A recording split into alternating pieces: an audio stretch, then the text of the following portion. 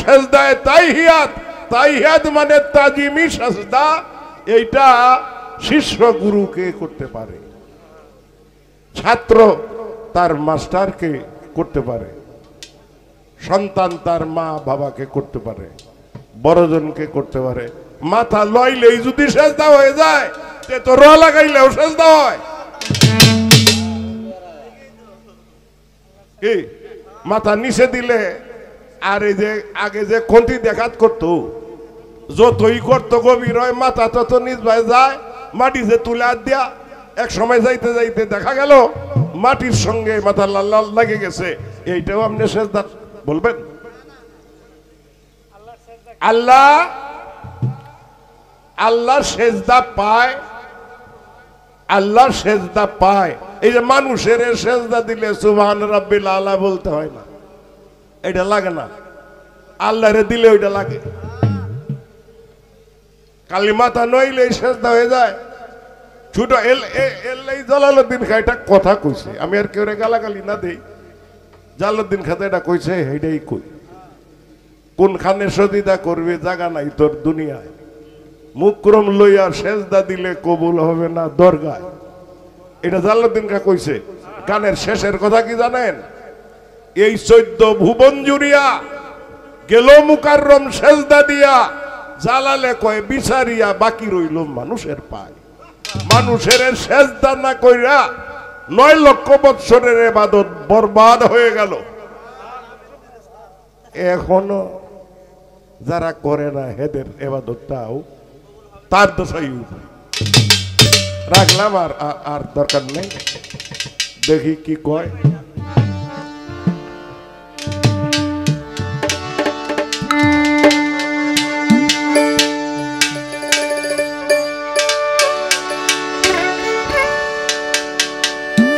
সাহেবরা যারা আছে তারারও ভেজাল আছে, লেবাস লইলেই পীর হয়ে যায় না কেউ।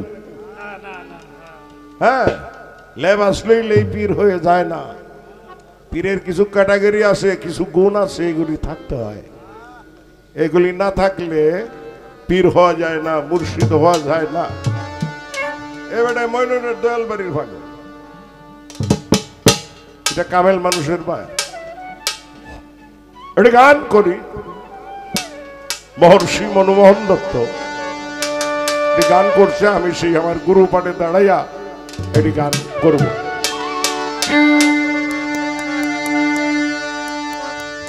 আগে সত্য পাছে দয়া, নামে রুচি হলে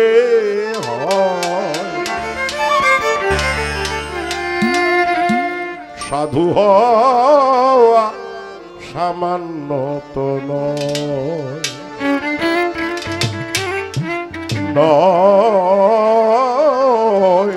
সাধু হওয়া সামান্য তো নয়, সাধু হওয়া সামান্য তো নয়।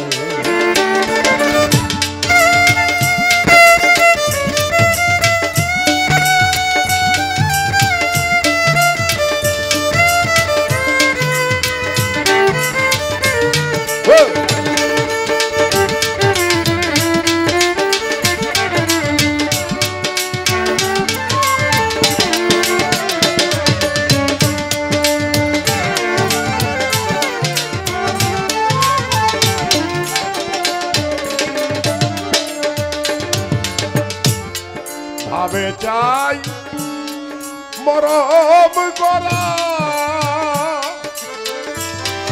সর্বসর লতায় ভরা, ভাবে চাই মরমে করা সর্বসর লতায় ভরা। আত্মজ্ঞান জগৎ জোড়া তেজ্য করি লজ্জা ভয়।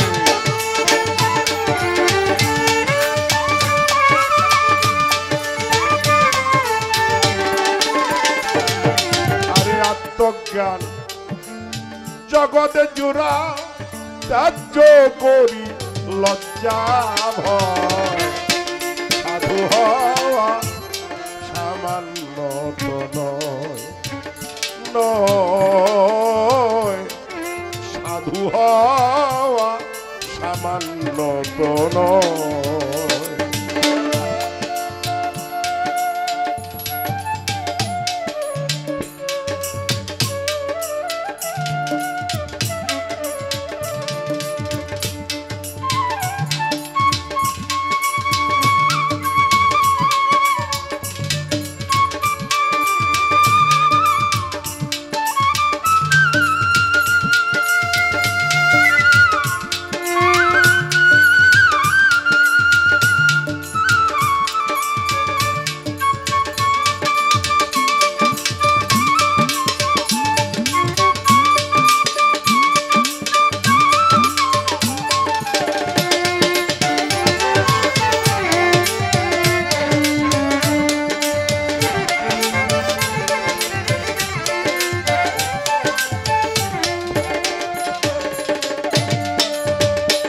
হরি কুলমান দিয়ে স্বার্থ বলিদান হরি হরি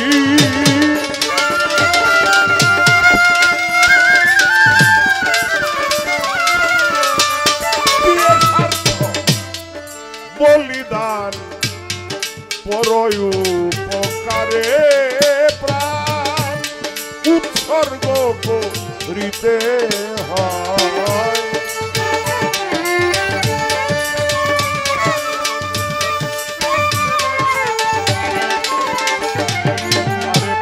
উপকারে প্রাণ উৎসর্গ করিতে হয় সাধু হওয়া সামান্য তো নয় সাধু হওয়া সামান্য তো নয়।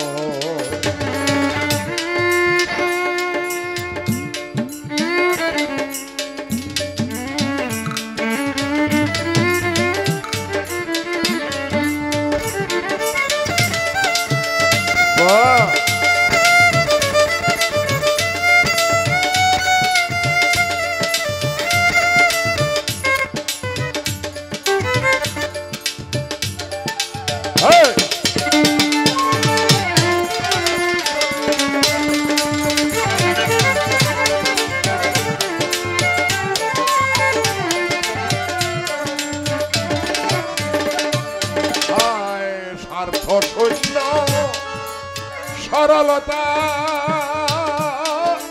ভেদাভেদ নাহি যথা স্বার্থ শূন্য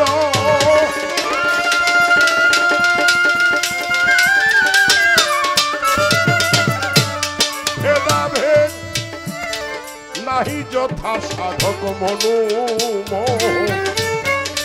বলে কথা সাধুতার পরিচয়।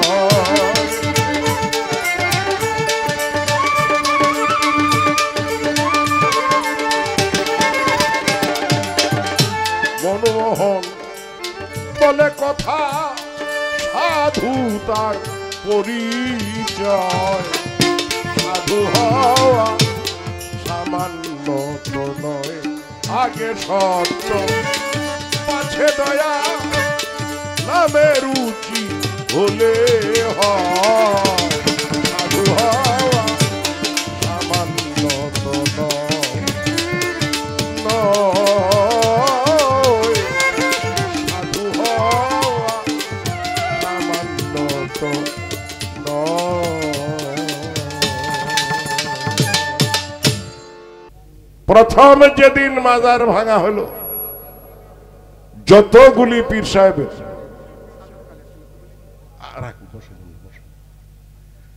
যদি মাঠে বাইরে যাইতো একটা মাজার আর ভাঙা হইতো না। পীর সাহেবরা করে বয়ে বয়ে এসির হাওয়া খায়। তারার বা হইল যে আমার তো সিন্নি মিস নাই মাজার ভাঙ্গে ভাঙ্গুগা, যে কারণে রক্ষা করা গেল না। এই সমস্ত পীর সাহেবরা দিয়া অন্তত মানুষের কোনো কাজে আইসে বলে আমার মনে হয় না। আমরা জীবন বাজি রেখা কথা কয়া কেন্দ্রীয় শহীদ মিনার পর্যন্ত আন্দোলন করছি, এখনো বইলেই চলছে, কিন্তু হিসাবরা পাইলাম। আমরা তো কোনো হিসাব না, আমরা কটা গান জানি বা আমরা কোনো বক্তবৃন্দ নাই, গরু উইসলই আমার বাইত কেউ যায় না। তো একটু একটু বুঝালেন আর কি, তাইলে সুবিধা হইব। আর হরে গে যদি এই অনেক পিসাব আছে যে ভক্তে গিয়া ভক্তি করলে মুখটার দিকে ছায়া কয়, বাবা তোরে জানি কই দেখছিলাম, নিজের শিষ্যরে কয় তোরে জানি কই দেখছিলাম। আচ্ছা, দুনিয়াতে এই যে চিনে না, আখেরাতের কাজ তারে দিয়া কি হবে? চিন্তার বিষয় রাখলাম। আর কোনো কথা নাই। আমরা এখানে প্রতি বৎসরে গান হয়। গানটা করতে গেলে আমারে যখন বলা হয়েছে, আমি নুরুদ্দিন অন্তত ভাষ্যবান না করছি, তোরা অন্য কোনো গায়ক দিয়ে গান গাওয়াইলে আমি যেতে পারতাম না, গানের লেগে আমি যাইতাম না। গানের জন্য আসলে এটা ক্ষতি হয়, সেটা আমারও। এর চেয়ে 5,000 টাকা চান্দা দেলানি বালা। বর্তমানে এক রাত্র গান করলে ভাই যে খরচ হয়, এই খরচটা মিটাইতে গিয়েও এদের কষ্ট হয়। আমি দেখছি, লক্ষ্য করছি যে এই মানুষগুলির উপরে গিয়া বোঝা চাপাইয়া দিতে হয়। তারপরেও অনেক বড় বড় গায়ক দিয়ে এরা গান করায়। তো টাকার অভাবে অনেক সময় অনুষ্ঠান ভালো করতে মন চাইলেও অনুষ্ঠান করা যায় না। চলবে কিভাবে? আপনারা যারা আসছেন গান শুনতে, হাসান শাহর দরবার জিয়ারত করতে, আপনাদের প্রতি অনুরোধ, হয়তো এটি কাপড় নিয়ে আপনাদের কাছে যাবে। যদি যায়, যে যেমন পারেন, এটা চাপায়া দেওয়া না, সামর্থ্য অনুযায়ী যে যেমন পারেন মুক্ত হস্তে একটু দান করবেন, সাহায্য করবেন। এতে হাসান স্যারও কাজে লাগবে, এখানে আমরা যারা আছি সেটা আমাদেরও কাজে লাগবে। আর এটা যদি শহরের বাড়ি হইতো তাইলে অন্যরকম হইতো। গ্রামের বাড়ি, এত টাকা পকেটে লয়ে রাত কেউ করতে বাইরে তো চায় না। তারপরেও যার যার কাছে যা আছে সম্ভাবনা মতো আপনারা মুক্ত হস্তে একটু দান করবেন। হাসান ফকিরের নামের উপরে আপনাদের প্রতি অনুরোধ রইল। একটি গান করে আমি বারেকের মঞ্চটা দিয়ে দেব। কয়টা বাজে? একটা। ঠিক আছে,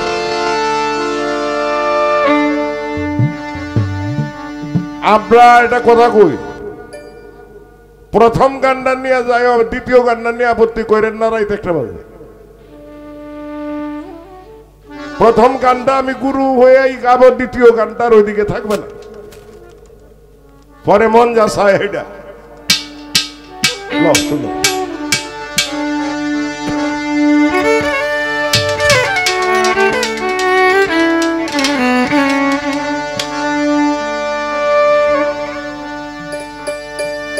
একটু বেলাটা মামুদের সুট্টা সুট্টা।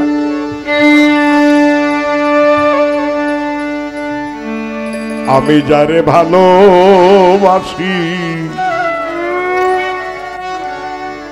তোরা বলিস কালো, কেমনে বুঝাবো সইগ সে যে কত ভালো।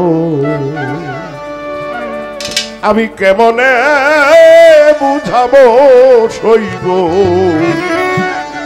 আমার বন্ধু কত ভালো। সুরের মায়ায় হৃদমহলায় জাগায় উষার আলো, কেমনে বুঝাবো সইগ সে যে কত ভালো। আমি কেমনে বুঝাবো সইব সে যে কত ভালো।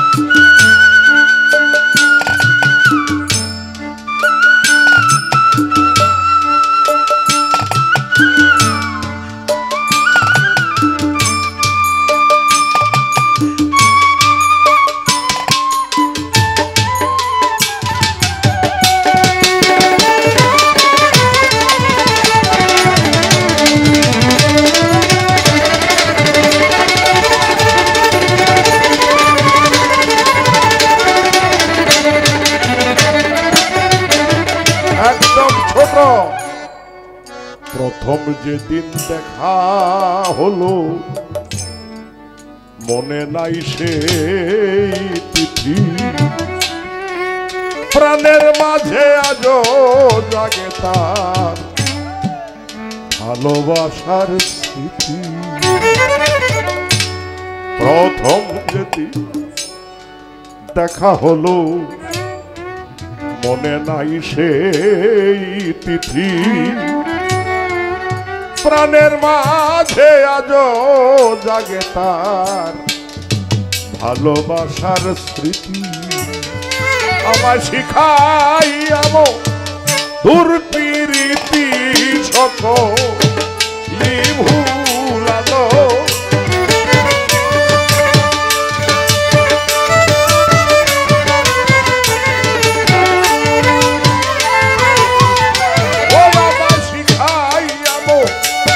দূর প্রীতি আমায় সকলি ভুলালো। কেমনে বুঝাবো সইব আমার বন্ধু কত ভালো, কেমনে বুঝাবো সইব সে যে কত ভালো।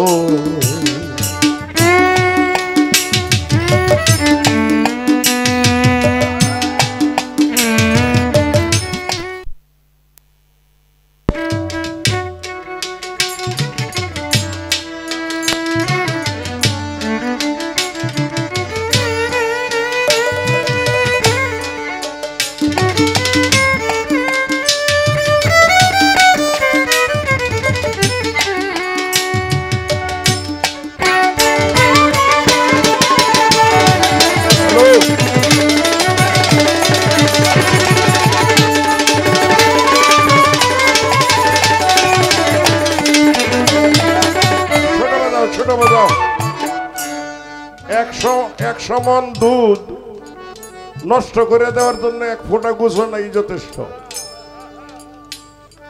গানটা এমন একটা জিনিস, আমরা তো গান লইয়া তামসা করি না, আমরা গানের মধ্যে ডুব দিয়া গান করি। এটা কোনো কারণে যদি একবার ব্যাঘাত ঘটে যায় তাহলে আর ওইদিকে আর মনোনিবেশ করা যায় না।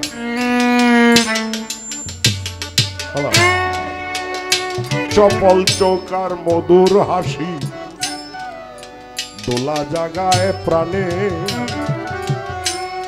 আজও তারে দেখি আমি গোপন সংগোপনে।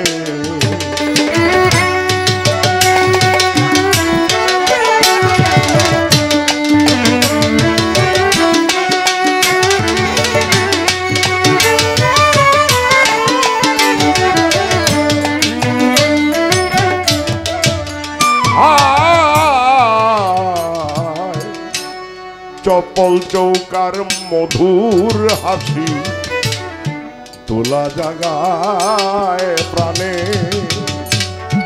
আজও গোপন সংগোপনে। ও সে চুমু দিয়ে ঘুম ভাঙায় আমায় দেউলি বানালো,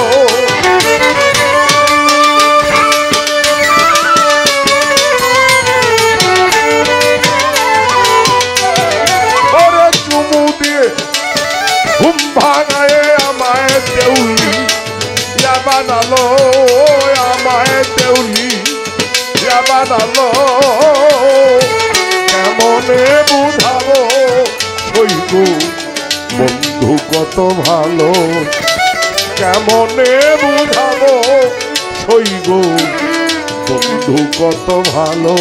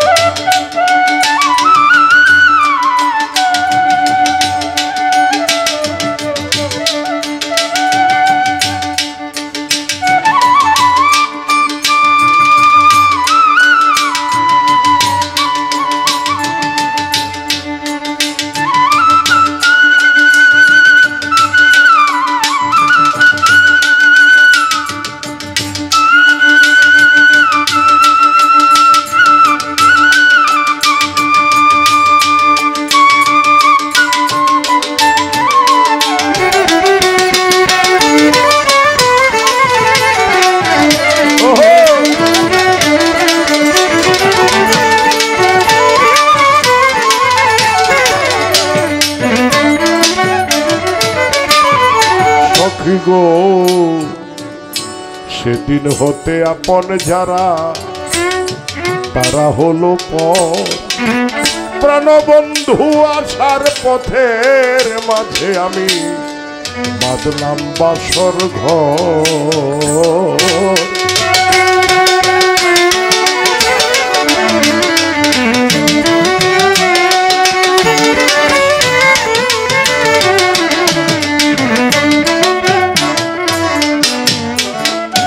সেদিন হতে আপন যারা তারা হলো পর প্রাণবন্ধু আসার পথের মাঝে আমি বাঁধলাম বাসর ঘর এখন চেয়ে শূন্য পথের উপর আমার জন ফুরালো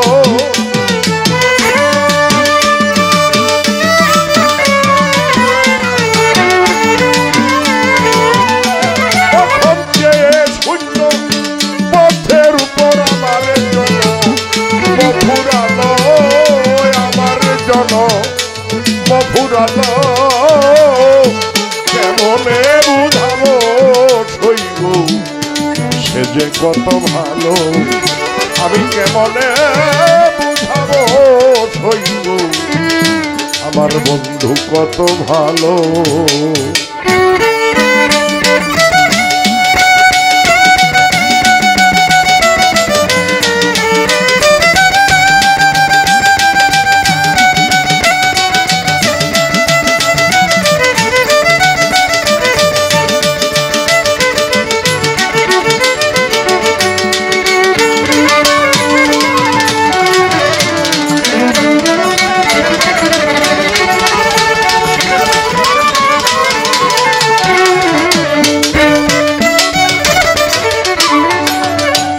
রসিক বলে মধুর পরশ সরস করে হিয়া প্রাণের মানি কাজ কোথায় রইয়াছে ঘুমাইয়া আয় রসিক বলে মধুর পরশ সরস করে হিয়া প্রাণের মানি কাজ কোথায় রইয়াছে ঘুমাইয়া আমার মান কুলমান কেড়ে নিয়া এখনো কুলে ভাসালো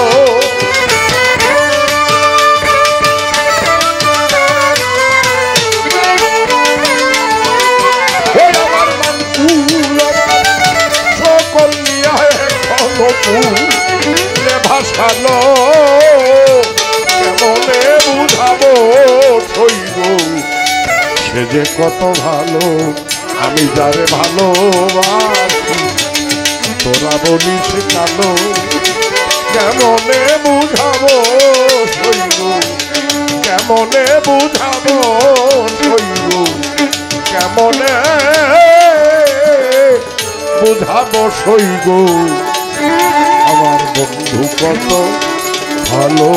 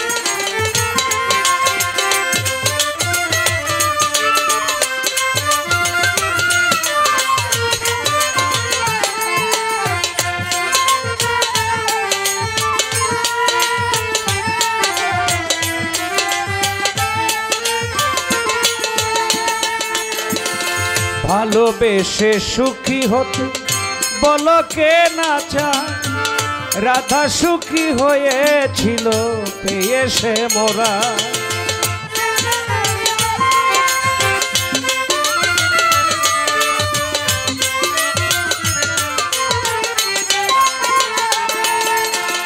ভালোবেসে সুখী হতে বলো কে না চায়, রাধা সুখী হয়েছিল পেয়ে সে মোরা। আমিও রাধার মতো ভালোবেসে যাব, হয় কিছু পাবো নয় সবই হারাবো। এই চেয়ে থাকায় প্রাণে সয় না, সবাই তো সুখী হতে চায়, তবু কেউ সুখী হয় কেউ হয় না। জানি না বলে জালুকে সত্যি কিনা, কপালে সবার নাকি সুখ সয় না।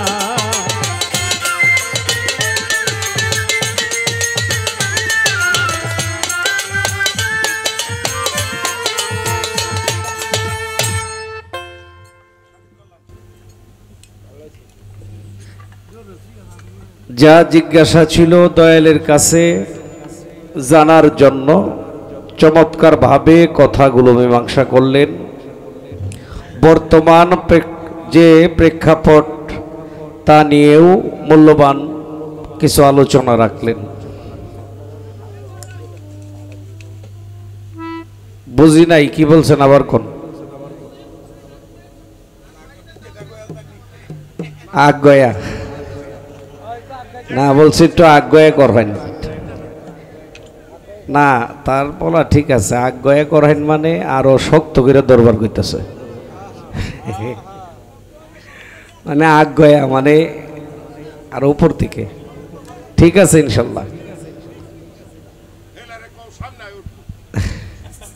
যারা দূরে আছেন একটু চাইপা চুপা সামনে আয় পড়েন, দেখতে ভালো লাগবো। হ্যাঁ, কায়া দেখলে মায়া লাগে। দেখেন, প্রায় 180টা দরবার ভাঙচুর হইল বাংলাদেশে। অনেক বড় বড় পীর সাহেবরা নীরবতা পালন করলো। তো এই কথাগুলো আসলে অনেক শিল্পীরাই গান করে, পালা গান সারা বাংলাদেশেই হইতেছে, কিন্তু অনেক শিল্পীদের মুখে এই কথাগুলো আসে না। এই মাজার ভাঙ্গা নিয়ে বাউলদের মধ্যে আমি প্রথম প্রতিবাদ করেছিলাম একটা লাইভে। আমি অনেকগুলো দরবারের নাম নিয়ে বলেছিলাম যে আপনারা এর প্রতিবাদ করুন, নয়তো একদিন আপনারাও কিন্তু টিকতে পারবেন না, আপনাদের অস্তিত্বও থাকবে না। বাংলাদেশের অনেক বড় বড় দরবার বর্তমানেও পাহারা দিয়ে রাখতেছে, চিঠি পাঠায় দিছে যে কোনো সময় হামলা করব, এই জন্য তারা পাহারা দিয়ে রাখে। এটাও তো আমাদের জন্য লজ্জা। গোটা ভারতবর্ষে ইসলাম প্রচার করলো আমার খাজা বাবা দায়িত্ব নিয়ে এসে। যে ওলিয়া উলিয়াদের উসিলায় আমরা ইসলাম ধর্ম পেলাম, সেই ওলিয়া উলিয়াদের মাজারগুলি আমাদের কেন পাহারা দিতে হবে? এই মাজার আমাদের পাহারা দিতে হয়, এটাও তো আমাদের জন্য একটা লজ্জা। কিচ্ছু করার নাই। বর্তমান প্রেক্ষাপট, মন্দির পাহারা দিবে, পেগুডা পাহারা দিবে, গির্জা পাহারা দিবে, আর অলিদের মাজার ভাঙবে। খালি এখানে না, সৌদি আরবেও ভাঙছে এক সময়। কিছু মানুষ আছে এরা মানে গল্প করে, বাংলাদেশে এত মাজার দরবার কেল্লিকা, সৌদি আরবে তো কোনো মাজার নাই। ওই গাদার দলে জানে না। আবারও বলছি, ওই গাধার দলেরা জানে না সৌদি আরবে অনেক মাজার ছিল। সাহাবাদের মাজার ছিল, খাতুনে জান্নাত মা ফাতেমার মাজার ছিল, আমার নবীর বংশের অনেকেরই মাজার ছিল। আব্দুল ওহাব নজদির আমলে এই মাজারগুলো ভাঙচুর করা হয়েছে। অনেকের মাজার ছিল, জান্নাতুল বাকির মধ্যে অনেক মাজার ছিল, ওই মাজারগুলি ভাঙচুর করা হয়েছে। এখনো ইন্টারনেটে সার্চ দিলে দেখবেন যে আগে যে মাজারগুলো ছিল এখনো পাওয়া যায়। ওই মাজারগুলো ভাঙচুর করা হয়েছে। এখনো ওটা ওই এজিদ বাহিনীরাই নিয়ন্ত্রণ করে। এখনো। আসলে আইসি একদিন যাইতেইব, সত্য কথা দুই একটা বলতে হবে, প্রতিবাদ যতটুকু সামর্থ্য আছে করতে হবে নাকি? হ্যাঁ, মসজিদে জেনা হয়, কই কোনো মসজিদ তো ভাঙচুর করা হইল না। কি মসজিদে জেনা হয় নাই? আসে নাই, অনলাইনে আসে নাই? ইল্লা বিয়া দিয়া সহবাস মসজিদই করে লাইছে নাকি? অনেক মাদ্রাসায় ছোট ছোট ছেলেদেরকে বলাৎকার করে, কই কোনো মাদ্রাসা তো ভাঙচুর হয় না। একটা ফতোয়া দেয়, কয় মাজারে বন্ডামি হয়। বাবা, মাজারে যদি বন্ডামি হয় ওই বন্ডদেরকে সরাইয়া দেও, তাইলেই তো হয়ে যায় নাকি? এই অলির মাজার কেন ভাঙচুর করবা তুমি? যারা বন্ডামি করে পারলে ওদেরকে ঠিক করো, ওদেরকে সরাইয়া দাও, পবিত্রতা রক্ষা করো। আমরাও তোমাদের সাথে আছি, কি ঠিক না? আমরাও আছি তোমাদের সাথে। কিন্তু ওই যে বন্ডামি একটা উসিলা দিয়া অলিয়া উলিয়াদের মাজারগুলো তারা ভাঙচুর করলো। আল্লাহ নিজেই বলছে, আমার কোন অলির সাথে দুশ্মনী করলে আমি তার সাথে যুদ্ধ ঘোষণা করি। যারা এই কাজগুলো করছে, যে কোলাঙ্গারেরা এই কাজগুলি করছে, এরা এজিদের বংশধর। ওদের কপালে খুব শীঘ্রই গজব আসবে, আসমানি গজব আল্লাহর পক্ষ থেকে আসবে। হ্যাঁ, কিছু কিছু জায়গায় গজব হইতেছে, আরো গজব আসবে। কারণ ওলিদের সাথে বাবা দুশ্মনী করলে আপনি পার পাবেন না। যারে দিয়ে চক্ষু দান তারই করো অপমান। যদি খাজা বাবা ভারতবর্ষে না আসতো, শাহজালাল শাহপরান যদি বাংলাদেশে না আসতো, হতে পারতো এখনো ধুতি বলতে বলি চলতই তো। হ্যাঁ, দেখেন না 200 বছর আগের জমির দলিল কারো বাড়িতে থাকলে দেখেন না এখনো নামের আগে শ্রী লেখা আছে, মোহাম্মদ নাই। তাইলে যাদের উসিলায় টুপি পাইলা, দাড়ি পাইলা, জুব্বা পাইলা, আর তাদের মাজারগুলি তোমরা ভাঙচুর করো, তারপরেও তুমি যে মুসলমান এটা আমার মাইনা নিতে হইব? কখনো না। যখন ইমাম হুসাইনকে আক্রমণ করছিল কারবালার মাঠে, একজনে গিয়া বলছিল, হে ইমাম হুসাইন, আপনি এজিদকে মাইনা নেন, এজিদকে স্বীকৃতি দেন, তাহলে আপনাকে আমরা সয় সম্মানে যেখানে বলবেন সেখানে দিয়ে আসবো, আপনার কোনো ক্ষতি আমরা করব না। মাওলা ইমাম হুসাইন বলেছিল, তোমাদের মধ্যে কি একজনও মুসলমান নাই? দলিল পড়লে পাই, এজিদ বাহিনীর মধ্যে 22,000 সৈন্য ছিল। 22,000-এর মধ্যে 4,500 ছিল কোরআনের হাফেজ। 22,000-এর মধ্যে 4,500 কোরআনের হাফেজ। কিন্তু মাওলা হুসাইনের বক্তব্যে কিন্তু পাওয়া যায় যে তাদের মধ্যে কোনো মুসলমান ছিল না। বলতে পারেন 4,500 কোরআনের হাফেজ, ওরা কি মুসলমান না? ওরা মুসলমান না। ওরা যদি মুসলমান হইতো তাইলে নবীর আওলাদের গায়ে আঘাত করতে পারতো না। এই জন্যই মাওলা হোসেন বলেছিল, তোমাদের মধ্যে কি একজনও মুসলমান নাই? তে বাবা, আমাদের আগে বুঝতে হবে, এই লেবাস দেখলেই মুসলমান বলা যাবে না। হ্যাঁ, কারণ ওই যে এজিদ বাহিনীর মধ্যেও অনেক বড় বড় মুফতি ছিল, হাফেজ ছিল, কিন্তু ওরা মুসলমান ছিল না। ওই লোকটাই সঠিক মুসলমান, ওই লোকটাই সঠিক খাঁটি মানুষ, যে মানুষটা দ্বারা কারো ক্ষতি হয় না, এবং কি যে মানুষটা কখনো আমার নবীকে বা নবীর আওলাদদেরকে বা আহলে বায়াতের অনুসারীদেরকে কখনো অপমান করবে না, আঘাত করবে না, কষ্ট দিবে না। সে কখনো অন্যের ক্ষতি করবে না, নিজের ক্ষতিটা হইলেও সে মাইনা নিবে। মুসলমান হওয়া বাবা অত সোজা না। বললাম তো একটা কথা। আস্তে, এই খালি পীর সাব্য কইলে লাভ নাই তো। আমগর বয়াতি গমতেও তো কিছু পীর বাইরেছে, বয়াতি গমতে কিছু পীর বাইরেছে। আস্তে, গুটুর গুটু করেন না। এই বয়াতি গমতে কিছু পীর বাইর হইছে, অনলাইনে দেখি না, দুধ দিয়া গোসল করাইতেছে। কয়দিন আগে এক বয়াতি পীর দেখলাম দুধ দিয়া গোসল করায়। এগুলো ফাইজলামি ছাড়া আর কিছু না, এগুলি ফাইজলামি ছাড়া আর কিছু না। আল্লাহ নবীর জীবনী বইরে দেখলাম, খাজা বাবার জীবনী পড়লাম, বড় পীরের জীবনী পড়লাম, কোনোদিন তারা দুধ দিয়ে গোসল করলো না। তুমি কি পীর হয়ে গেছো যে তোমারে দুধ দিয়ে গোসল করাইতেছে ভক্তরা, এটা আবার অনলাইনে ছাইরা দাও? এটা বদমাইশি ছাড়া আর কিছু? হ্যাঁ, এটা কি ফাইজলামি ছাড়া আর কিছু? বলেন তো।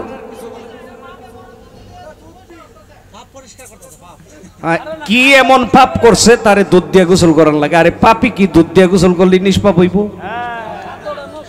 ওই বেটা, দুধ হইতেছে জান্নাতি খাদ্য, না কেউ অস্বীকার করতে পারবেন? দুধ জান্নাতি খাদ্য, এটা একটা নিয়ামত। এই দুধ দিয়ে তুমি গোসল করবা, কারণটা কি? অপচয় না এটা বাবা? অপচয় না? আচ্ছা, তারপরেও বুঝলাম যে তোমার ভক্তদের মন চাইছে তোমার দুধ দিয়া গোসল করাক, কানতে মুখ দিয়া করাক। এটা তুমি অনলাইনে দিবা কি লিগে? এটা মিডিয়ায় আসবে কেন? কি গো বাবা, যেটা খানকার কাজ এটা খানকাতে হবে, এটা চরের মধ্যে হবে কেন? খানকার কাজ বাহিরে হবে কেন? খানকারটা খানকায় চলবে, বাহিরেরটা বাহিরে চলবে। তোমার দুধ দিয়ে গোসল করাবো ভক্তরা, না মুখ দিয়ে করাইবো? এটা তুমি মিডিয়াতে দেখাই তুইব, কারণটা কি?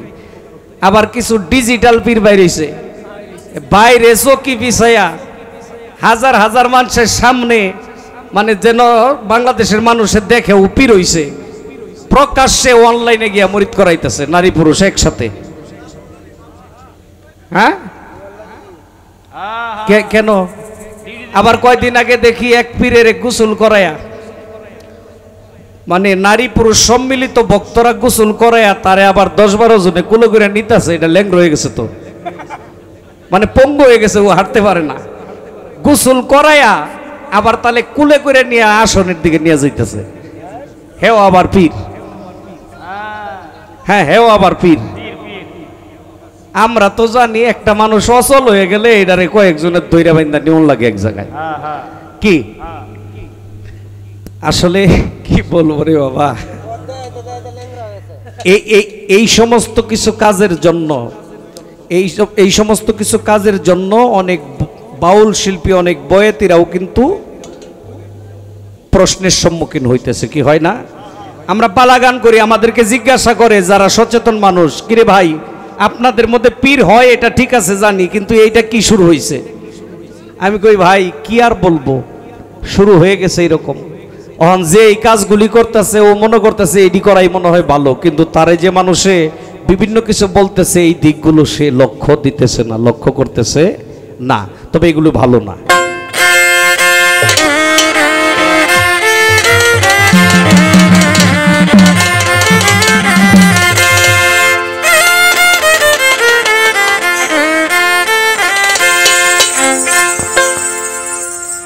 আমি একটি গান রাখবো, আমার শিষ্য পক্ষ থেকে একটি প্রার্থনা গান রাখবো দয়ালের প্রতি। আর যে কথাগুলো বলছি আপনারা মনে কিছু নিয়েন না, কিছু কথা আছে এইগুলি মানে বলতে হয়, না বললে নিজেকে নিজে দোষী মনে হয়, অপরাধী মনে হয়। কারো না কারো বলতে হবে, নাকি? কারো না কারো বলতে হবে, যেন অন্য অন্য যারা আছে ওরা যেন এই শিকারটা না হয়।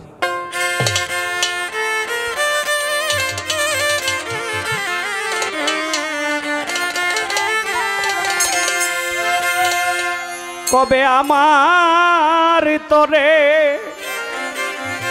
ফিরাবে না,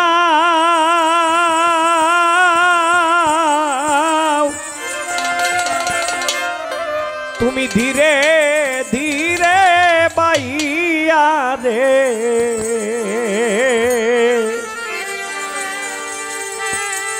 ওরে আমার জীবন নদী নাইয়া রে।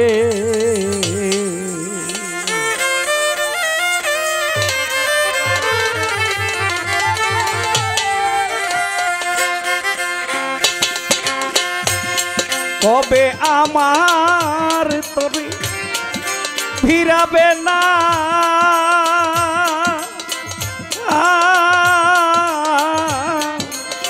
ধীরে ধীরে বাইয়া রে হাসান শাহ, ধীরে ধীরে বাইয়া রে, ওরে আমার জীবন নদী নাইয়া রে, ওরে আমার জীবন নদী নাইয়া রে।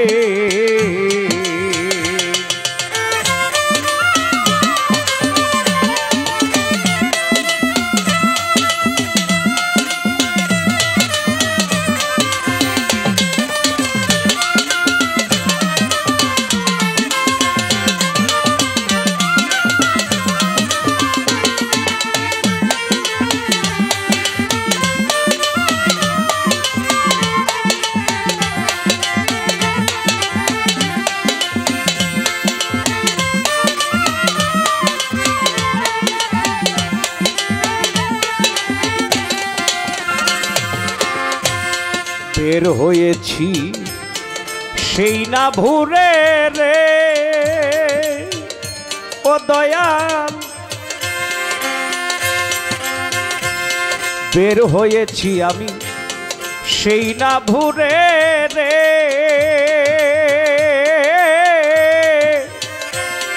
তোমাকে ভাবিয়া হেলা করে বেলা গেল আমার ঘাটে রইলাম বইয়া রে।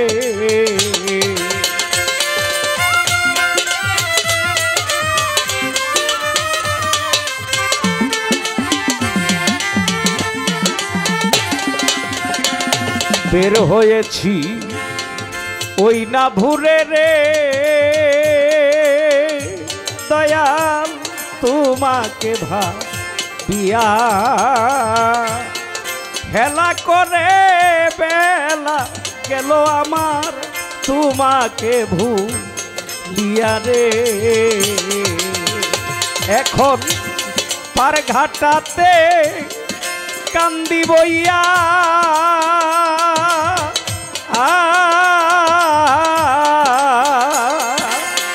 তোমার লাগিয়া রে দয়াল, তোমার লাগিয়া রে। ওরে আমার জীবন নদী নাইয়া রে, ওরে আমার জীবন নদী নাইয়া রে।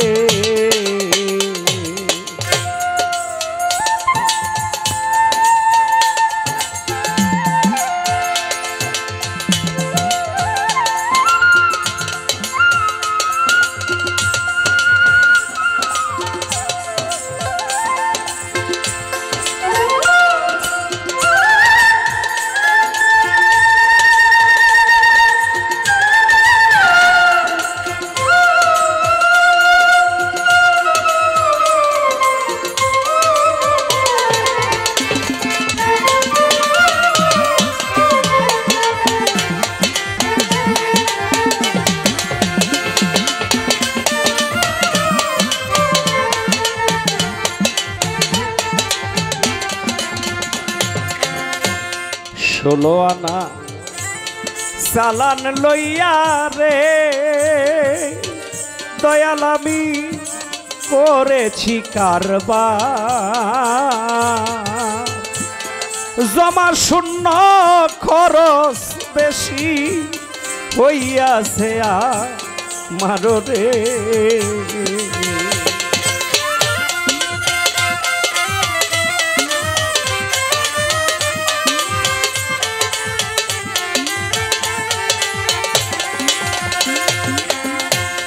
ষোলো আনা চালান লইয়া রে দয়াল আমি করেছি কারবার, জমা শূন্য খরচ বেশি হইয়াছে আমার রে। এখন হিসাবের আর নাই রে ক্ষমা,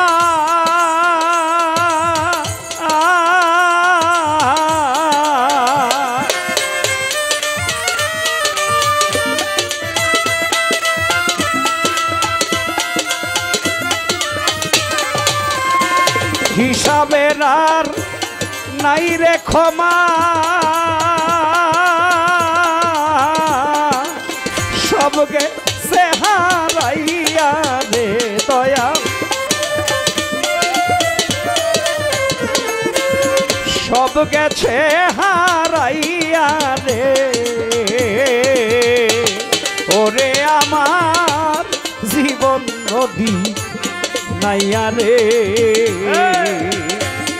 ওরে আমার জীবন নদী নাইয়া রে।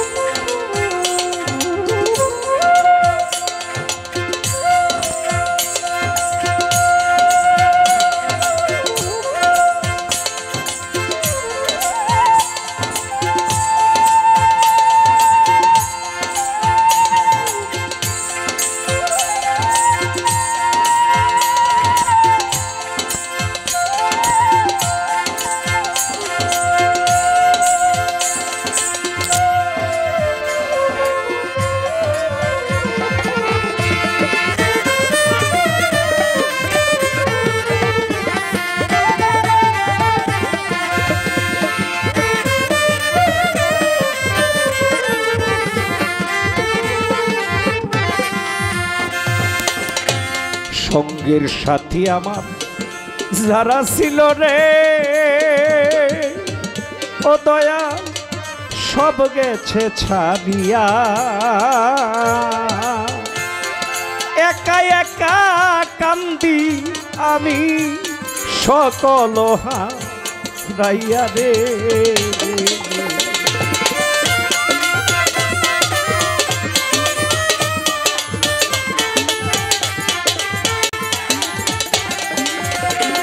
সঙ্গের সঙ্গী যারা ছিল রে,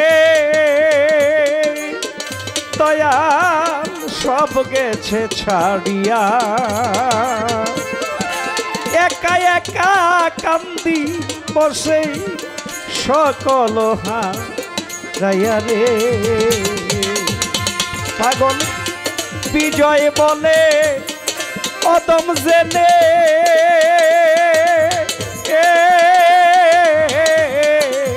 দিও না তারাইয়া রে দয়া, দিও না তারাইয়া রে, ওরে আমার জীবন নদী নাইয়া রে, ওরে আমার জীবন নদী নাইয়া রে। কবে আমার তবে ফিরাবে না,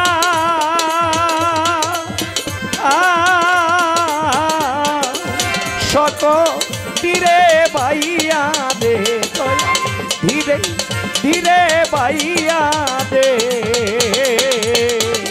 ওরে আমার জীবন নদী নাইয়া রে, ওরে আমার জীবন নদী নাইয়া রে।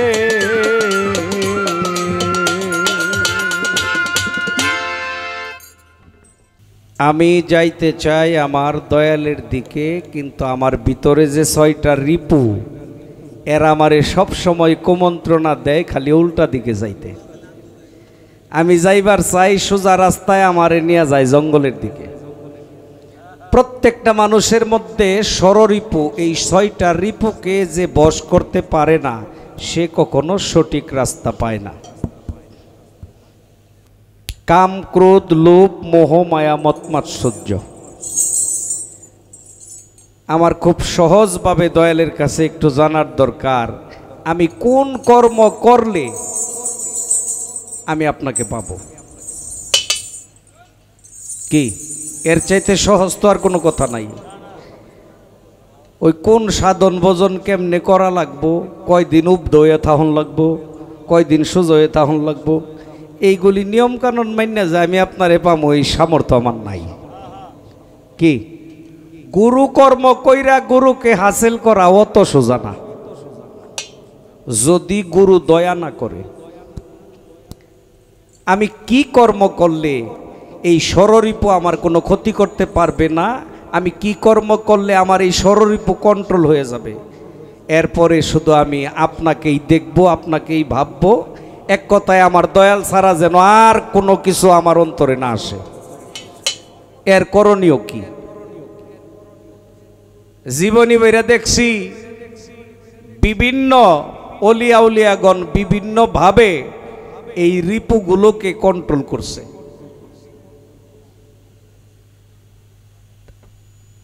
আমার মধ্যে তো খালি দুনিয়া, আমি বাড়ি চাই, গাড়ি চাই, সুন্দর নারী চাই, এই যে চাই চাই আমার আমার এই ভাবটাই তো আমার দূর হয় না। কারণ আমি তো শিষ্য, আমার তো খালি খাই খাই, কি এই খাইয়া খাই এই সব শেষ করলাম। দয়াল আমার এই সব কিছুই যেন আমার ভিতর থেকে চইলা যায়, আপনাকে ছাড়া যেন আমার আর কোনো কিছু প্রয়োজন না পড়ে। এ কোন কর্ম করলে এটা সম্ভব? আগে একটা বই বাইর হয়েছিল বাজারে, একের ভিতরে 3, এখন একটা বই বাইর হয়েছে একের ভিতরে 7। এত প্রশ্ন দয়ালের কাছে জিজ্ঞাসা করার দরকার নাই, একটা জিজ্ঞাসা করলেই অনেক কিছু পাওয়া সম্ভব যদি দয়া করে দেয়, নাকি বলেন? হ্যাঁ, সারা জীবন বইরা ইবাদত বন্দেগী করলেন, যদি দয়াল আপনার উপরে রাজি খুশি না থাকে ওই ইবাদতে কোনো তাল দিব না, কোনো কাজে আসবে না। আর দয়ালের কৃপা বা দয়া যদি আপনি পান তাইলে অল্প করলেও আপনার হয়ে গেল, আপনি লাভবান, কি ঠিক না?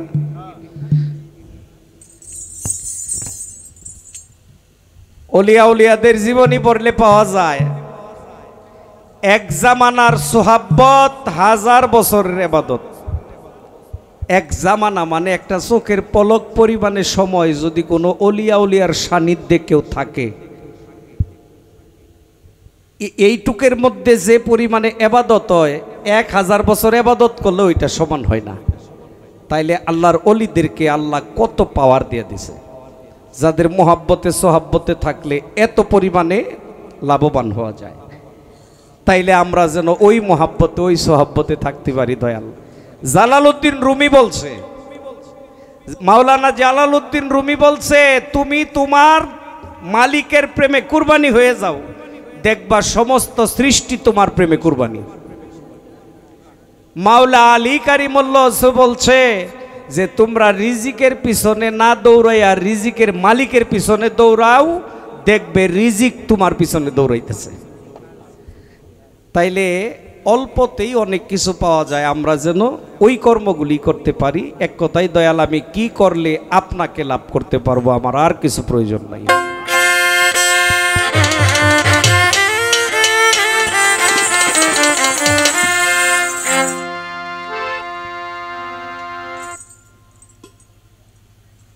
তরিটা বাইতে বাইতে বাইতে বাইতে জীর্ণ শীর্ণ হয়ে গেছে, গনে দইরা ভিতরে আর কিছু নাই।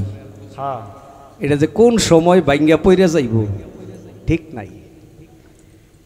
এই তরি নিয়া কোনো উপায় নাই যদি তরানেওয়ালা যদি রাজি না থাকে।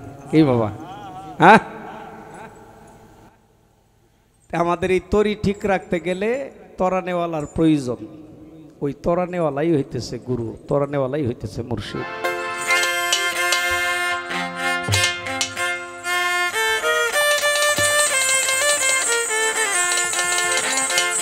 ভবে আমার মতো অপরাধী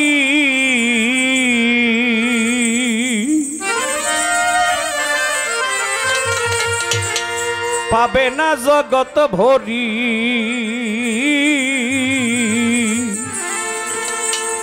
আমি যদি ডুবে মরি ভবে কলঙ্ক তোমারি।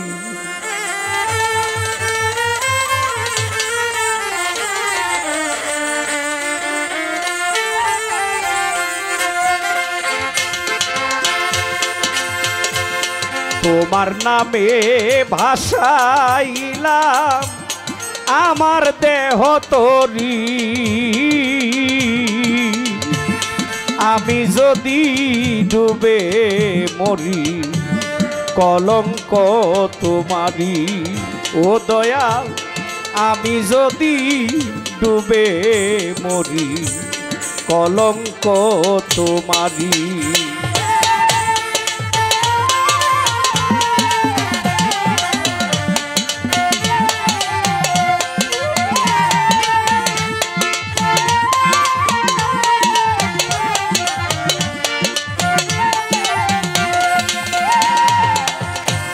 বান্ধব আমার হবে কি উপায়,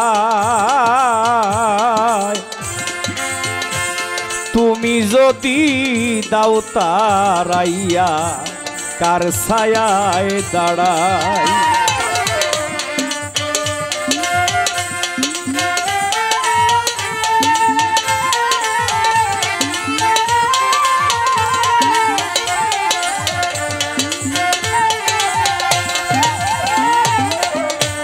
দয়াল আমার হবে কি উপায়, তুমি যদি দাও তারাইয়া কার ছায়ায় দাঁড়াই। আমি তিন ভিখারি নাই মোর করি, দয়াল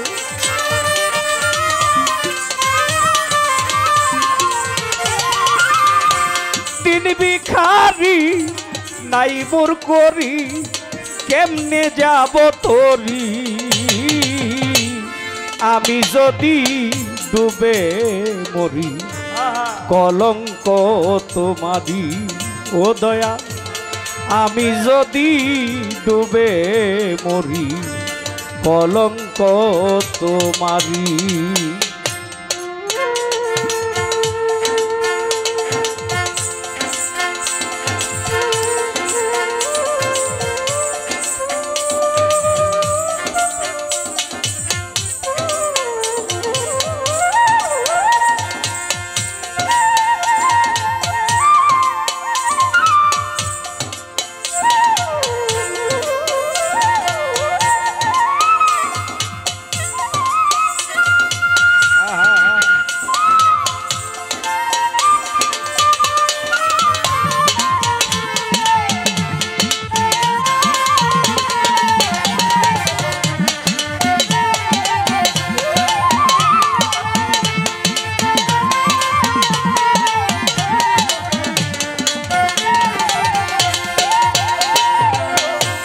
মনের দুঃখ কার কাছে জানাই,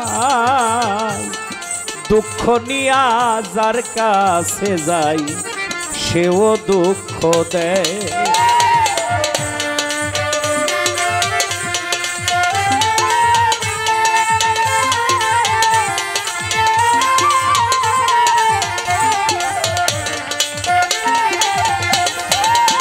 দয়াল মনের দুঃখ আমার কার কাছে জানাই, দয়াল গো দুঃখ নিয়া যার কাছে যাই আরো দুঃখ পাই।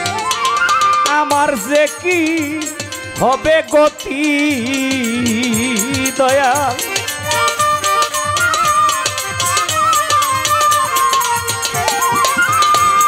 আমার যে কি হবে গতি, কেমনে দিব পারি। আমি যদি ডুবে মরি কলঙ্ক তোমারি। সুনীল চাঁদ আমি যদি ডুবে মরি কলঙ্ক তোমারি।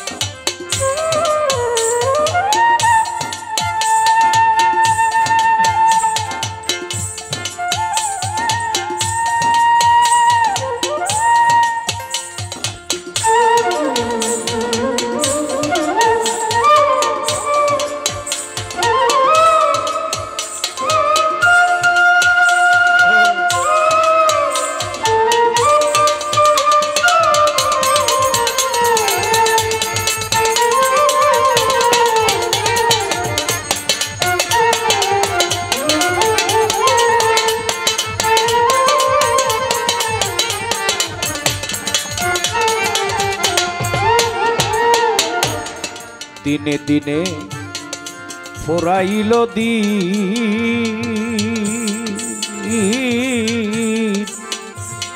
তোমার দেয়া দেহ খানি হইতেছে মলিন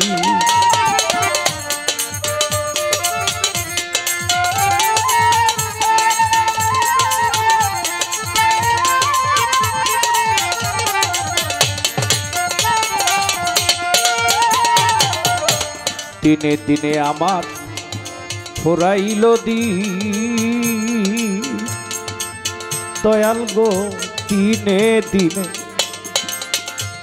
ফুরাইল দিন তোমার দেয়া দেহ খানি হইতেছে মলি এখন ভবাচরণ করিয়ে সার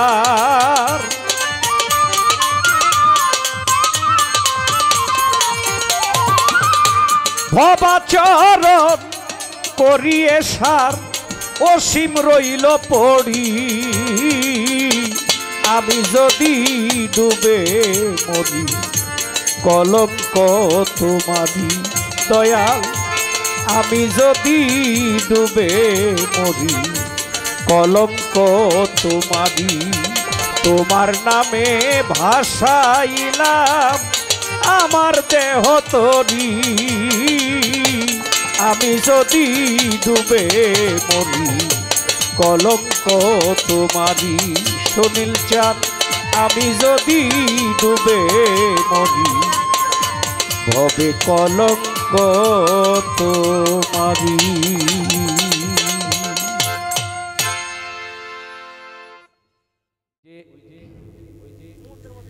এক মিনিট একটা উদাহরণ দিতেছি চার বন্ধু মানে একসাথে লেখাপড়া কইরা সর্বোচ্চ ডিগ্রি অর্জন করছে কিন্তু কপালে চাকরি জুটতেছে না এখন কি করব একটা ছেলে যদি লেখাপড়া শেষ করার পরে যদি চাকরি না পায় তাইলে ওর ফ্যামিলির মধ্যে কি আদর যত্ন যে পায় ওই জায়গায় যে আছে হে জানে মানে ও ভাতের চাইতে কথাই বেশি খাওয়ার লাগে ঠিক না মানে একটা অতিষ্ঠ হয়ে যায় লেখাপড়া করলাম কিন্তু চাকরি পাইলাম না ফ্যামিলি থেকে প্রচুর কথাবার্তা শুনতে হয় দেখ স্যার বন্ধু মিল্লা কইতেছে কয় আমরা চাকরি যেহেতু পাইতেছি না চল আমরা এক কাজ করি কয় কি কয় আমরা কিছু টাকা পয়সা বাউ কইরা একটা ব্যবসা বাণিজ্য করি কয় কি ব্যবসা করবি কয় একটা গ্যারেজ দেয়ালাই কারণ মানুষের গাড়ি গুড়ি তো নষ্ট হয় ঠিক করবার আইবই এই চার বন্ধু মিলে এক গ্যারেজ দিছে এই গ্যারেজ দিয়ে বয়ে রয়েছে 3 মাস কোনো গাড়ি ওদের গ্যারেজ যায় না কারণ গ্যারেজটা 2 তলার উপরে 2 তলার উপরে গ্যারেজ থাকলে গাড়ি যাব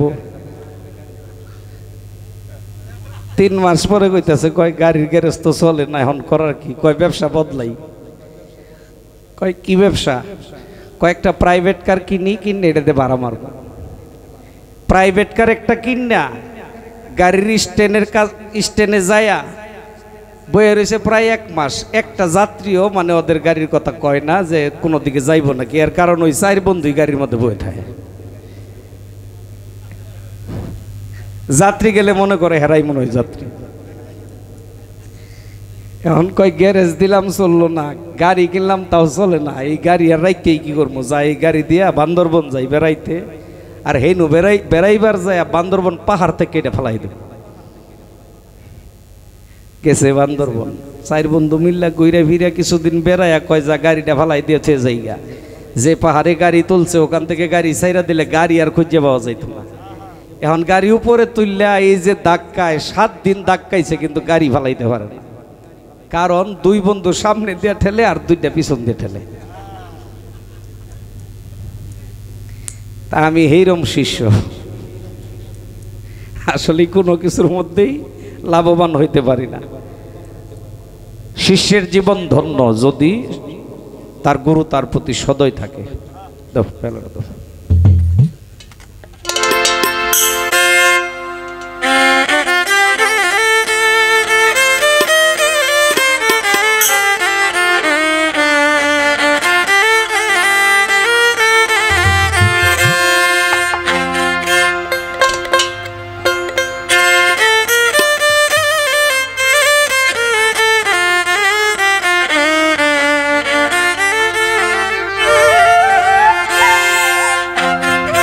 আমি গত নিশি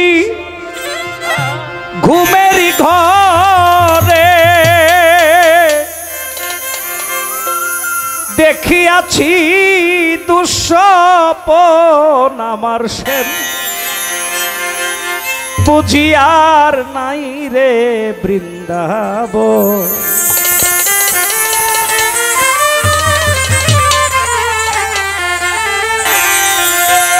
গত নিশি ঘুমেরই ঘরে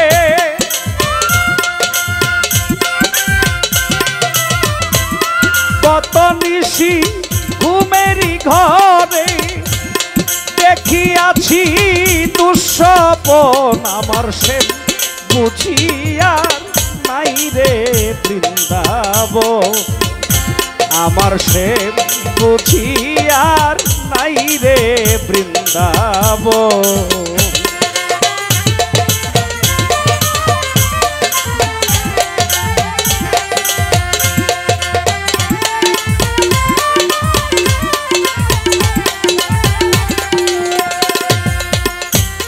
মান করে বলি নাই রে কথা গত নিশি রাতে বারে বারে দেখতে ছিল রে ফিরে যাওয়ার পথে।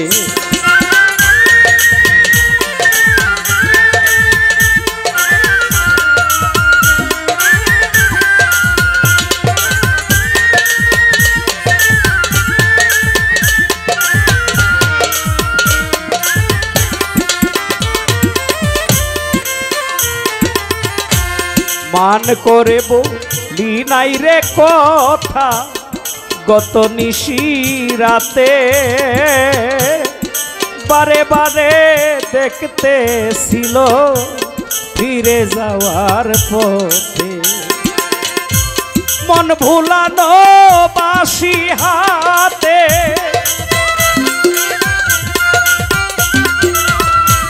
মন ভুলানো বাঁশি হাতে কাদায়ায় বলার মন আমার সে বুঝিয়া নাই রে বৃন্দাবন। আমার সে বুঝিয়া নাই রে বৃন্দাবন।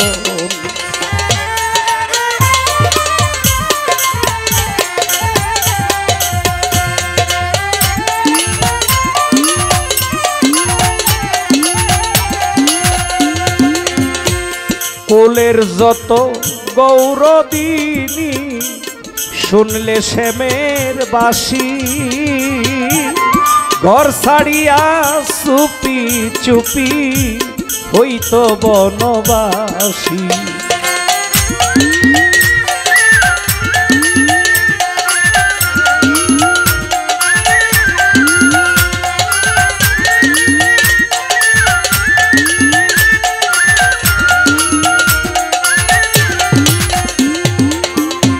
কোলের যত গৌরদিনী শুনলে শ্যামের বাসি ঘর ছাড়িয়া চুপি চুপি হইতো বনবাসী। দেখে বন্ধুর মুখের হাসি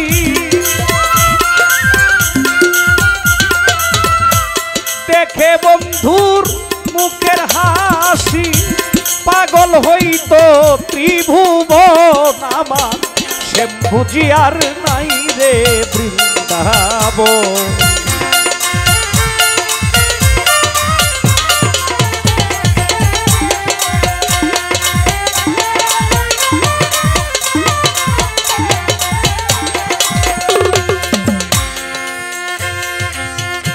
বৃন্দাবনে থাকিলে শ্যামে জানতো আমার মনে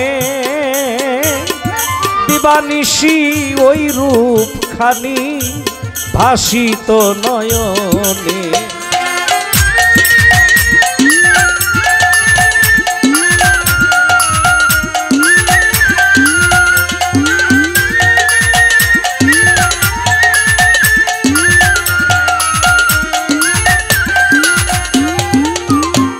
বৃন্দাবনে থাকলে শ্যামে জানতো আমার মনে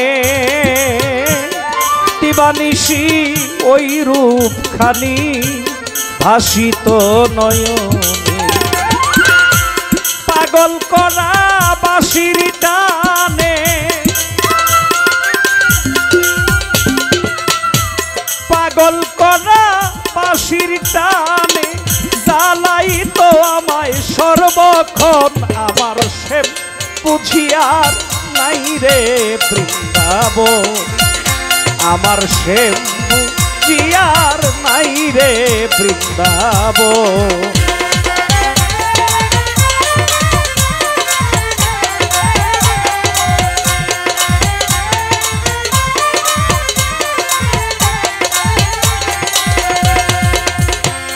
ফুলের যত গৌরদিনী শুনে বন্ধুর বাসি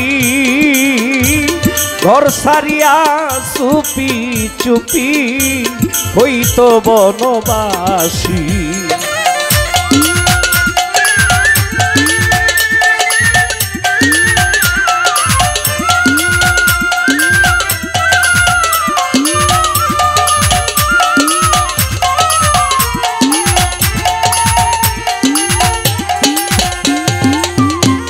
কুলের যত গৌরদিনী শুনে শ্যামের বাসি ঘর সারিয়া চুপি চুপি হইত বনবাসী হাসান কয় তার মুখের হাসি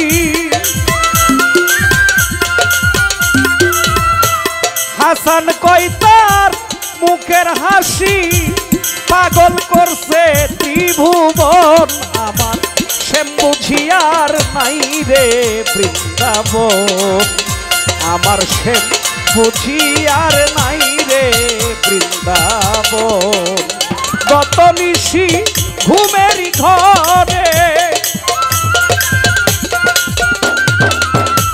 গত নিশি ঘুমের ঘরে দেখেছি এক দুঃস্বপন আমার শ্যাম বুঝিয়ার নাই রে বৃন্দাবন আমার আজকে নজর রে নয়ন আমার আজকে নজর রে নয়ন শ্যাম বুঝিয়ার নাই রে বৃন্দাবন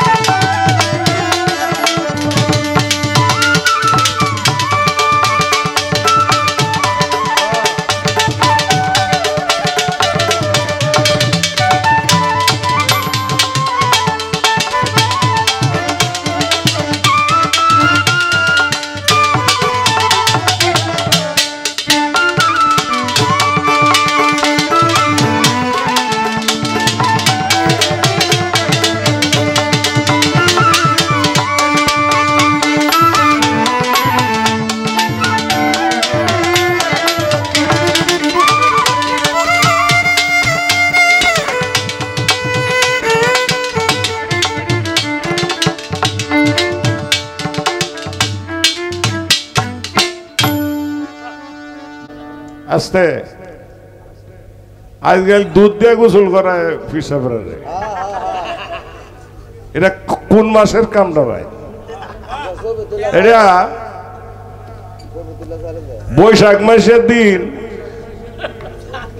গুরু গেছে গা ভক্তর বাড়ি কি ধরনের গরম গুরুজন গেছেন ভক্তের তো কিছু কাজ আছে সাধন ভোজন গুরু রে ভক্তি করে বা গোসল টুসুল করায় দেয় সুন্দর করে সাবান টাবান দিয়া সুন্দর করে গোসলটা করাইছে আরে গুরুর শিষ্য কয়টা আছি করে গুরু তো আমরাও আছি সেটা যদি আইতো গোসল কেমনে করায় দেয় দিতাম আচ্ছা আয়োক একদিন আইব তো আচ্ছা বৈশাখ মাসও যতই ফানি দেখে ফানিতে কোনো সমস্যা হয় না আরামই লাগে ওরে হে গ্রুপের গুরু গেছে কে মাঘ মাস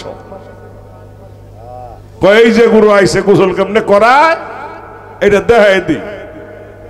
বুড়া গুরু শরীর দেখ কতক্ষণ ডলছে, তেল দিয়া ডলিয়া পানিটা যদি গরম করে দিত ভালো আছে। কলতে বুড়াইয়া ঠান্ডা পানি ডালা শুরু, মোটর দিয়া যখন মানে ডলে অন্ধে শক্ত হচ্ছে, মানে গেছে আর কি গুরু বিদায় হয়েছে। কয়ে আর কি গোসল করা, গুরু তো বজনে টিকলো না রে।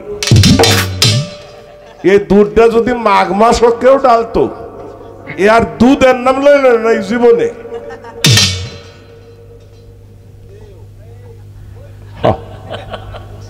আসলে এগুলি অপচয়। দুধ দিয়ে গোসল করানোর পিছনে কৃতিত্ব কি আছে? শরীরটা গন্ধ করবো শুকাইলে। দুধ তো পৃথিবীর মধ্যে সর্বশ্রেষ্ঠ খাদ্য মানুষের, এটা তো অপচয়। এটা মানুষের গোসল করাইলে অন্তত 2 মণ দুধ নিচে হয়েছে না। এই আপনার এই ফকির আবুল সরকার আমার এই কাম করবার বাউ করছেন। বাবু আমারে দুধ দিয়ে তুমি গোসল করাই দিত না, এই কাম আমি করবো না, জীবনেও না। এই কাজ আমি করবো না। কাজ করো, কাইলেই সমালোচনা হইব। তো যাই হোক, আমরা বারেকের গান শুনলাম, প্রশ্নও কয়টা শুনলাম। প্রশ্ন একটা প্রশ্নই হয়েছে, অবশ্য ঘুরাইয়া পেঁচায়া। এই একটার ভিতরে কিছু কথা আছে, এগুলি সহজ কথা, সরল কথা। খুব জটিল কথা হইলে এটা সাধারণ মানুষের পক্ষে বোঝা বড় মুশকিল। এখন আমার ষড়রিপু কন্ট্রোলে নাই, আমি তা নিয়ন্ত্রণ করতে পারতাছি না। এটা নিয়ন্ত্রণ করার পথ কি, আমি কিভাবে সেটাকে নিয়ন্ত্রণ করতে পারি? এখন তোমারে পাই কোন সাধনার বলে, দুইটা প্রশ্নই একই জায়গায়। আমি একদম সংক্ষেপে জবাব দিয়া গানে চলে, রাত্র 2:30 হয়ে গেছে বোধহয় নাকি। সংক্ষেপে জবাব তৈরি যদি কিছু না কই, মনের মধ্যে এটা কুসকুসানি থাকবো, জিগাইল কইলাম না। বিষয়টা হলো গুরু ধরতে হবে বাধ্যতামূলক। একজন গুরুর কাছে আশ্রয় নিতে হবে। নিয়া তোমার এই ষড়রিপু নিয়ন্ত্রণ হবে। কিছু কর্ম আছে, এই কর্মগুলি করলে, সেই কর্মগুলি কি এখন তুমি পারবা কি পারবা না সেটা তোমার ব্যাপার, আমার বলার দায়িত্ব আমি বলবো। একদিকে যতই কিছু করো, গুরুর যে রূপ, গুরু যে মূরতি, এই মূরতির থেকে চোখটা সরানো যাবে না। এটা সব সময় তোমার চোখে যেন থাকে। নাম্বার 2, মুখ থেকে গুরু বাক্য ব্যতীত আর কোনো যেন বাক্য না হয়।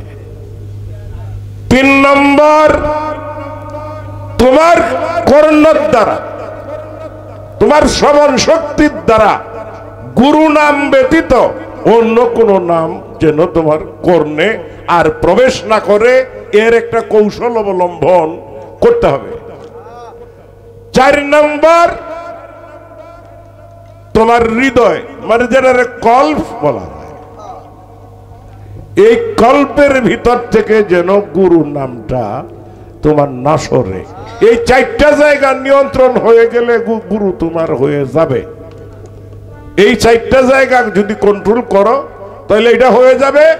আর তোমার কাম থাকবে না, কিছুই কামে করতে পারবে না যদি কামরতিটা গুরুর চরণে অর্পণ করা যায়। গুড়ায় বেছাই অনেক কথাই কোয়া যায়, তো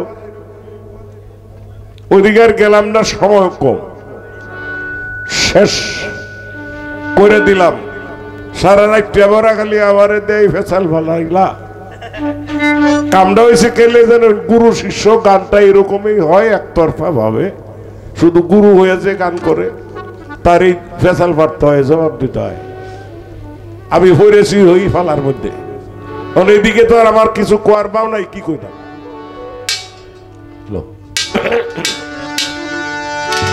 পার হইবার চাইছ, পারের ব্যবস্থা এটা করে দিই।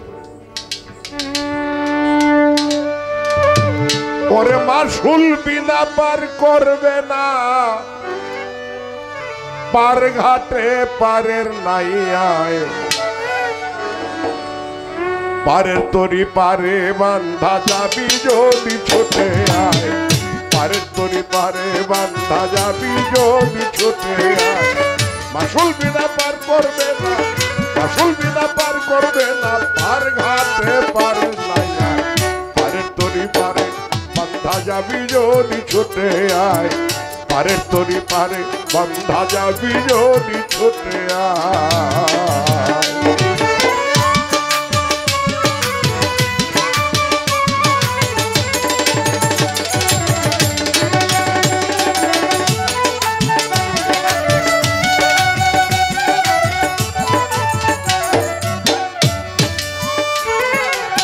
মাসুল দিলে ভক্তি করি,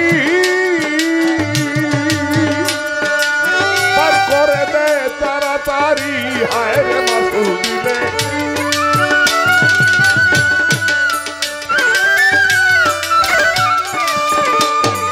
পার করে দে তাড়াতাড়ি। গুরুজি নায়ের কান্ডারি, গুরুজি নায়ের কান্ডারি বসে আছে হাইল বৈঠায়, পারের তরি পারে বান্ধা যাবি যদি ছোটে আয়, পারের তরি পারে বান্ধা যাবি যদি ছোটে আয়।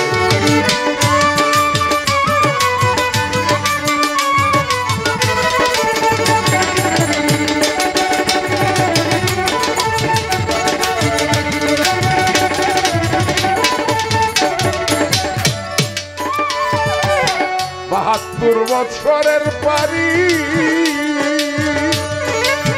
বেলায় আছে দণ্ডচারী, হায় রে বাহাত্তর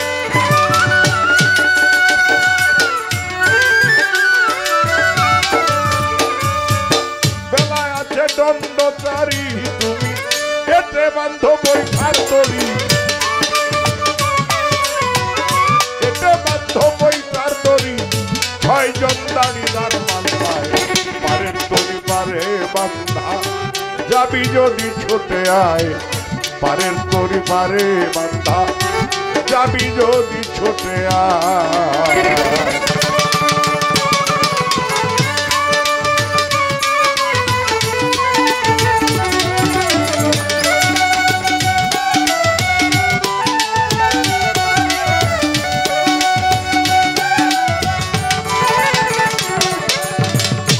কালো মেঘ আকাশের গায়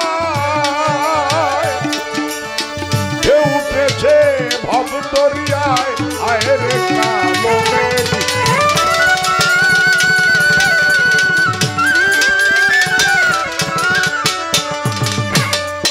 ওরে ঢেউ উঠেছে ভব দরিয়ায়, বাইরে পাড়ি দিচ্ছে সুজন নাই,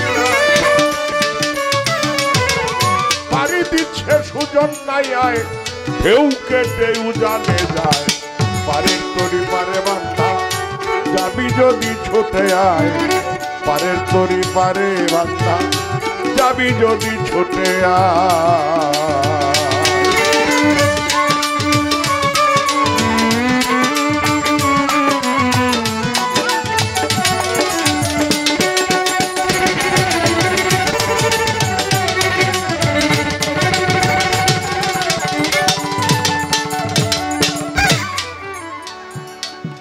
দেওয়ান রজ্জব কান্দে পারের ঘাটে,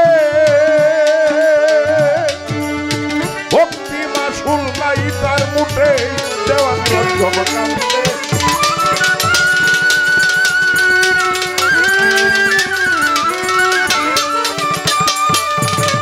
ভক্তি মাসুল নাই তার মুঠে, দয়াল তোমার দয়া হইলে বটে,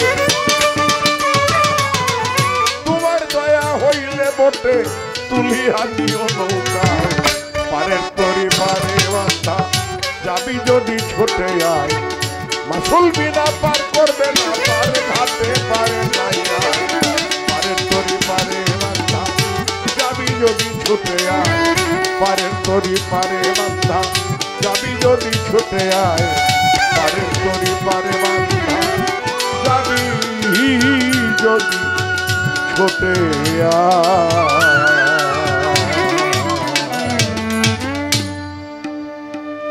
যাক কথাবার্তা ছিল মানে সাধ্য মতো খুব ছোট করে জবাব দিয়ে দেওয়া হয়ে গেছে প্রথম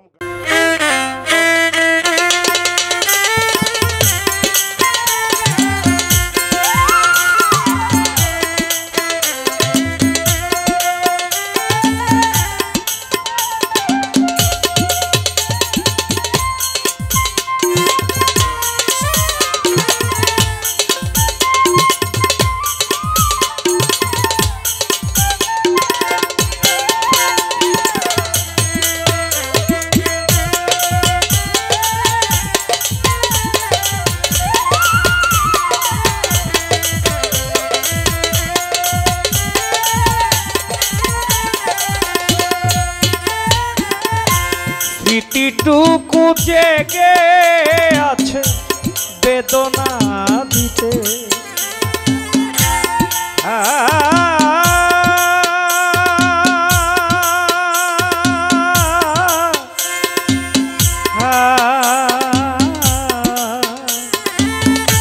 স্মৃতিটুকু জেগে আছে বেদনা দিতে আশার বকুল সেথা পথে জুড়িতে নীরব বেদনা রেখে ধুলির কোনা হারানো দিনে কথা মনে পড়ে যায় হারানো দিনে কথা মনে পড়ে যায় পাই না ভেবে মনে পাই না ভেবে মনে কি যে করি হারানো দিনে কথা মনে পড়ে যায় হারানো দিনে কথা মনে পড়ে যায় মনে পড়ে যায়।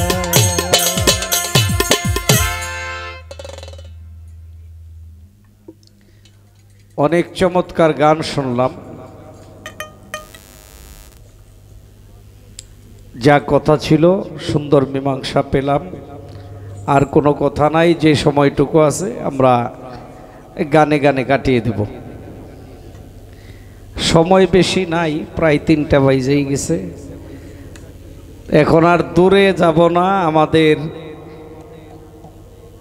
অঞ্চলের আমাদের এই নেত্রকোনা অঞ্চলেরই অনেক বড় বড় সাধক আছে তাদের দু একটি গান রাখব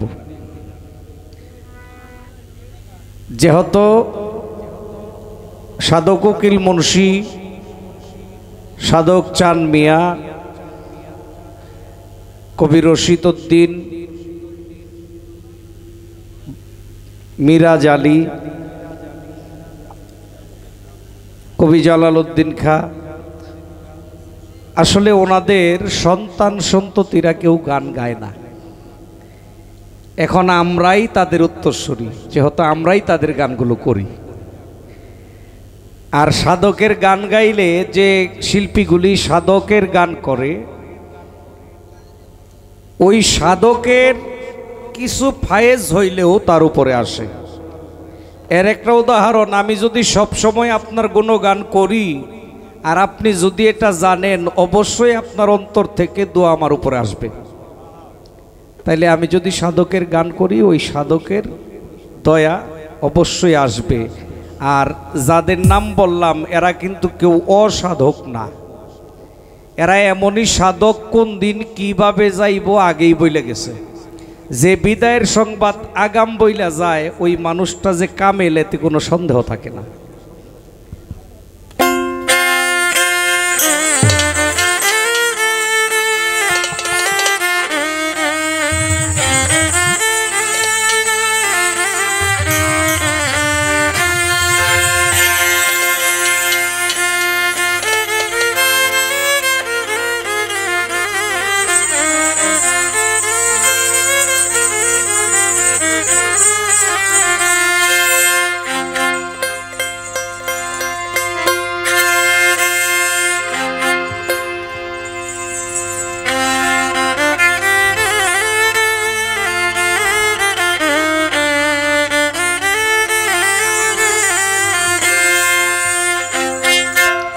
আমায় তুমি যদি ভিন্ন বাসো,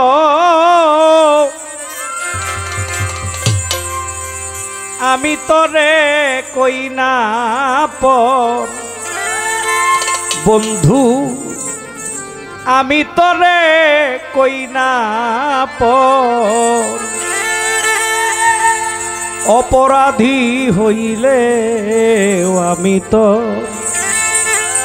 তরে বন্ধু অপরাধী হইলে আমি তো। তুমি যদি ভিন্ন বাসো,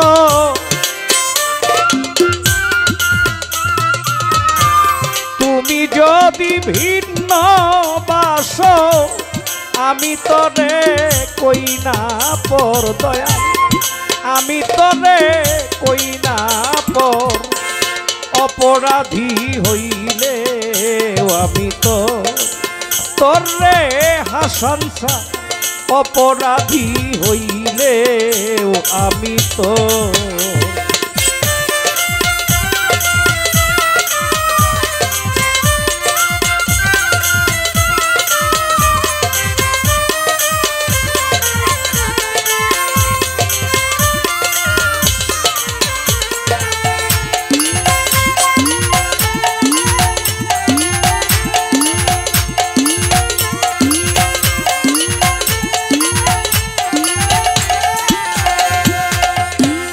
তুমি যদি দাও তারাইয়া, এমন জায়গা নাই রে গিয়া এই অবাগী জোড়াইতা মন্থ।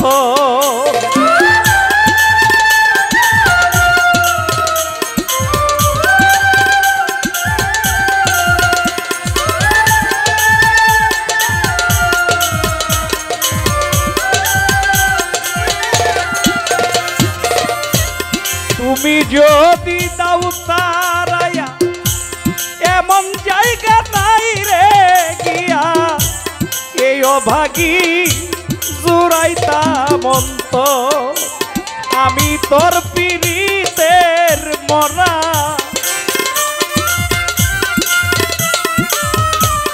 আমি তোর পীড়িতের মরা, দেখলি না রে এক নজর বন্ধু, ছায়া দেখ না এক নজর অপরাধী হইলে আমি তো তোর রে বন্ধু, অপরাধী হইলে আমি তো।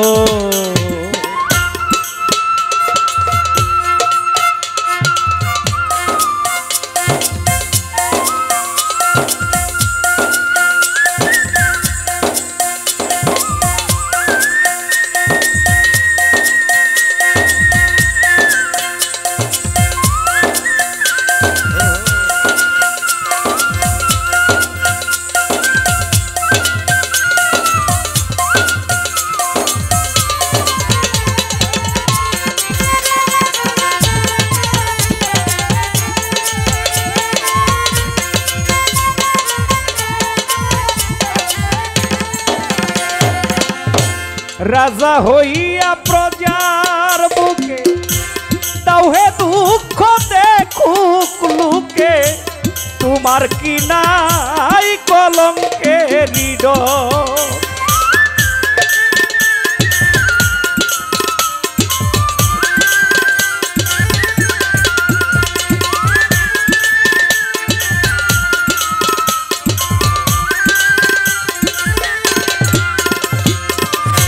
রাজা হইয়া প্রজার বুকে দাউহে দুঃখ দেখুক লোকে তোমার কি নাই কলঙ্কের হৃদয় আমি যদি যাই মরিয়া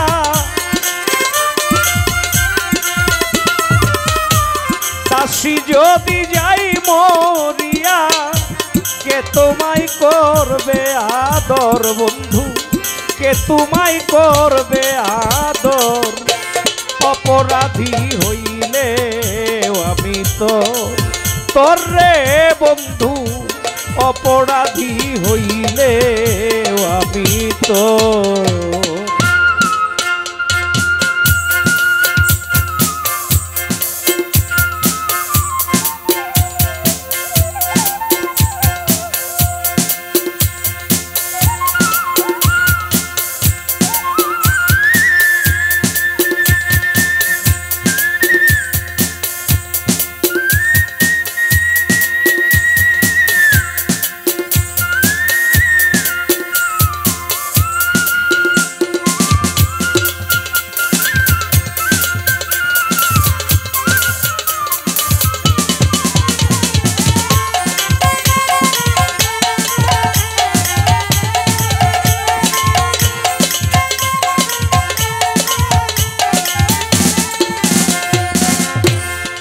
প্রেমে সাজিলাম যুগী হইয়াছি কলঙ্কের ভাগী সর্বত্যাগী তোমার গোচর